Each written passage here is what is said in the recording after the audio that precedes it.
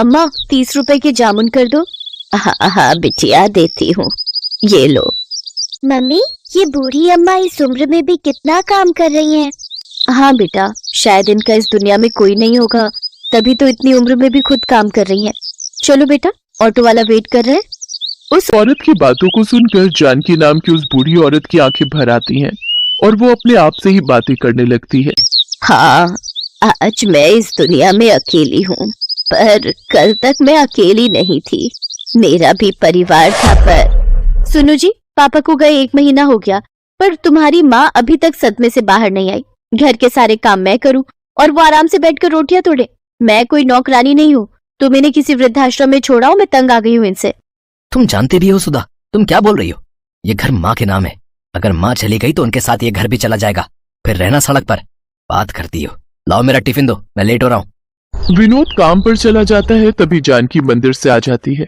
पोता सूरज भी साथ था। मम्मी देखो, दादी माँ और मुझे प्रसाद में खीर मिली, आप भी खाओ ना मम्मी। मुझे नहीं खानी, और चुपचाप जल्दी से खीर खत्म कर और पढ़ने बैठ। एक संडे का दिन होता है और पूरा दिन तू घूमने फिरने में लगा देता है। और माँ जी, आपको जब मैंने बोला था आज मशीन लगाकर कपड़े धो देना, तो आपसे कपड़े तो धुले नहीं, सुबह सुबह पूजा करने मंदिर चली गई। अब मशीन लगाकर कपड़े धो लो, बड़ी मेहरबानी होगी। चिंता मत करो बहू, मैं बस मशीन लगाने ही जा रही हूँ। सुधा का यही स्वभाव था, वो अपनी सास जानकी पर अत्याचार करती थी। घर के सारे काम जानकी ही करती थी। पति के दुनिया से चले जाने के बाद जानकी पर मुसीबतों का पहाड़ टूट पड़ा। जानकी की बहू सुधा तो इसी फिराक में थी कि किस तरह से जानकी को इस घर से धक्का देकर उनके घर की मालकिन बन जाए, और उसे मौका मिल ही गया। अरे मैं मर गई, ये गर्म पानी बाल्टी में किसने रखा था? मेरा हाथ जल गया। जरूर ये काम माँ जी का है, वो तो चाहती है कि मैं मर जाऊं और उन्हें इस घर में आराम से रहने को मिले। क्या हुआ सुधा, तुम्हारा हाथ कैसे जल गया? ये सब तुम्हारी माँ के कारण हुआ है। उन्होंने ही जानबूझकर बाल्टी में गर्म पानी भरकर रखा था ताकि मैं नहाने जाऊं तो मैं जल जाऊं। अब मैं इस घर में एक पल भी नहीं रहूंगी, मैं जा रही हूँ यहाँ से। माँ, आपको शर्म आनी चाहिए, आपकी वजह से आज मेरा घर परिवार टूट रहा है। आप कहीं चली क्यों नहीं जाती हो? मेरी इसमें कोई गलती नहीं विनोद बेटा, मुझे तो बहू ने ही कहा था कि उसे गर्म पानी से नहाना है, और मैंने उसे कहा भी था कि बाल्टी में गर्म पानी मैंने रख दिया है। मुझे नहीं पता कि ये बहू ऐसा क्यों कर रही है। तुम बेकार में ही मुझ पर नाराज हो रहे हो। हाँ हाँ, मैं ही झूठी हूँ, आप ही सच्ची हो। रहो अपने बेटे के साथ, सूरज स्कूल से आ जाए तो मैं उसे लेकर चली जाऊंगी। चिंता मत करो सुधा, मैं कोई ना कोई इंतजाम कल तक कर ही लूंगा, पर माँ इस घर में नहीं रहेगी। विनोद काम पर चला जाता है और सुधा अपने कमरे में जाकर सो जाती है। कुछ देर बाद सूरज स्कूल से आता है, तब वो उठती है। मम्मी दादी कहाँ हो सब? अरे मेरा राजा बेटा आ गया, चल तू बैठ, मैं तेरे लिए अभी खाना लगाती हूँ। माँ जी, खाना बन गया या नहीं? अरे ये कहाँ चली गई?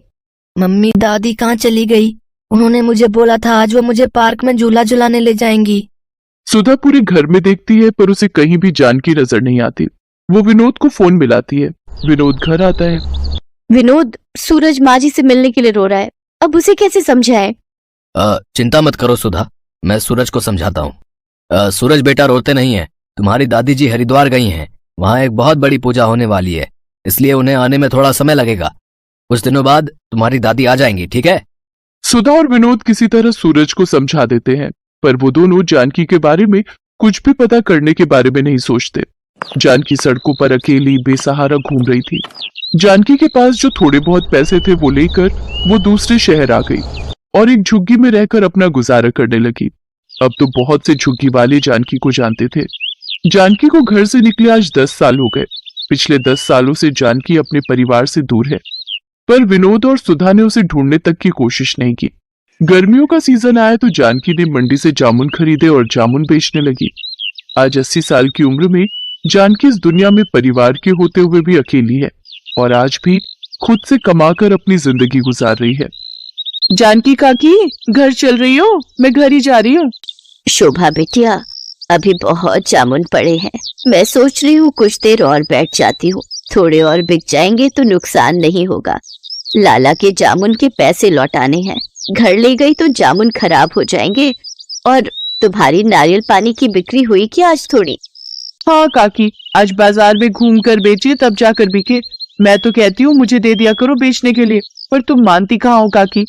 नहीं बेटिया, तुझे भी तो अपने घर का ख्याल रखना है। तू भी तो कितनी मेहनत करती है ना। तेरे बापू की तबीयत ठीक नहीं रहती, माँ भी तो घरों में काम करती है। कम से कम तू मेहनत करके घर को चला लेती है, ये बहुत बड़ी बात है बिटिया। चिंता मत कर, मेरी बूढ़ी हड्डियों में बहुत ताकत है। जिंदगी के दुखों ने मेरे शरीर को मजबूत बना दिया है। तुमसे बहुत कुछ सीखने को मिलता है काकी। अच्छा मैं घर चलती हूँ, फिर तुम आराम से आ जाना। जानकी को जामुन बेचते रात हो गई। उसके पास अभी भी जामुन बचे हुए थे। तभी उसके पास एक गाड़ी आकर रुकती है।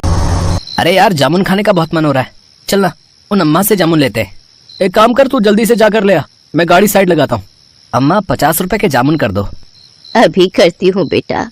अम्मा मेरे पास 500 का नोट है, आपके पास खुले होंगे? नहीं बेटा, मेरे पास खुले तो नहीं है। सूरज, सूरज, तेरे पास 50 रुपए है क्या? जरा पकड़ा दे है तो। सूरज? जानकी सूरज नाम सुनकर थोड़ी घबरा जाती है। अचानक वो लड़का गाड़ी से बाहर निकलता है और जानकी को देखकर चौंक जाता है। दादी माँ, और यहाँ? सूरज तब छोटा था। 10 साल का बच्चा सूरज आज 20 साल का हो चुका था। सूरज अपनी दादी को पहचान गया और वो दादी दादी कहकर अपनी दादी के गले लगकर फूट फूट कर रो पड़ा। सूरज कॉलेज में पढ़ रहा था तो वो इसी शहर में रहता था। सूरज को जानकी से सारी बात पता चलती है और वो भी अपने पोते से लिपट कर खूब रोती है। इसके बाद जानकी सबसे विदा लेकर अपने पोते सूरज के साथ अपने शहर अपने घर पहुंचती है। जानकी को सूरज के साथ देखकर विनोद और सुधा हैरान रह जाते हैं, पर सूरज गुस्से में था।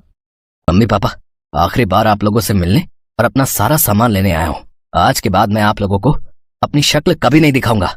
मैं दादी के साथ रहूंगा। आपने मुझसे झूठ बोला कि दादी माँ हरिद्वार गई हैं, पर आज 10 साल बाद दादी की हालत देखकर सचमुच मुझे आपको अपने माता पिता कहते हुए भी शर्म आ रही है। मैं हमेशा दादी माँ के बारे में आपसे पूछता था, पर आप हमेशा टाल देते थे। कहीं ऐसा ना हो जैसा आपने दादी माँ के साथ किया है ना, कल आपके साथ ऐसा हो जाए। पर नहीं, आपके साथ ऐसा कुछ नहीं होगा, क्योंकि मैं तो आप दोनों के साथ अपने सारे रिश्ते तोड़कर दादी माँ के साथ जा रहा हूँ। नहीं सूरज बेटा, ऐसा मत कर, हम तेरे बिना जी नहीं पाएंगे। हमें माफ कर दो सूरज बेटा, ऐसा मत करो। तुम हमारे बुढ़ापे का सहारा हो। अच्छा, तो दादी माँ के बुढ़ापे का सहारा भी तो आप ही थे ना, तब आपने क्यों नहीं सोचा मैं आप दोनों की नहीं सुनूंगा, मैं दादी माँ के साथ जा रहा हूँ। सूरज जानकी के साथ वापस जाने लगता है।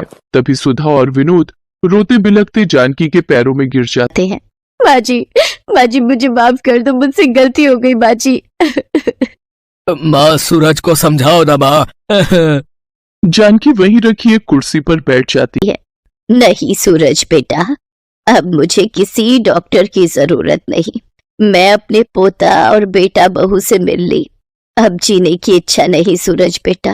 अपने माता पिता को माफ कर देना, अपने माता पिता की खूब सेवा करना। माता पिता का आशीर्वाद भगवान का आशीर्वाद होता है। हमेशा खुश रहना बच्चों। इतना कहते ही जानकी की गर्दन एक ओर लुढ़क गई। ऐसा लग रहा था मानो वो अपने बेटा बहू और पोते से मिलने के लिए ही अब तक इस दुनिया में जिंदा थी। विनोद और सुधा की आंखों में शर्मिंदगी के आंसू थे। सूरज अपनी दादी से लिपटकर बहुत रोता है। आज उसकी दादी गरीबी में जिंदगी के दुखों को झेलते हुए इस दुनिया से जा चुकी थी।